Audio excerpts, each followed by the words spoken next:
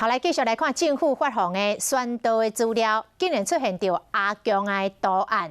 这是台中的南区公所12月份来印4万多份的市情的宣导的文件，其中有3个军人的放假图、敬礼方式，竟然是中国共青团的压军礼。有民众发现，讲实在是喊过。这个区长出面来道歉，讲这位设计的女性同仁无注意到内容，就甲藏起哩。目前发出着3万多份，剩的会用大纸把这个图片甲炸掉，再过来发放。造成市民的一个观感上面的一个误解感到非常抱歉。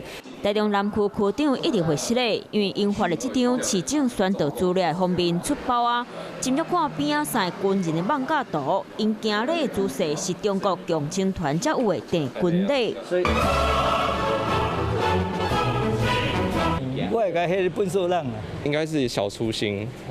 对，可能没有注意到。伫咧网络顶找发现图是为图库网站抓来，为了庆祝中国建军节制作的图，区长解说设计的人是查某的，可能无做过兵，所以无注意到，感觉图真古水，就该打起哩。女性的同仁她没有特别注意到这个军人的手势的部分，真的造成大家的困扰，她自己也非常的难过。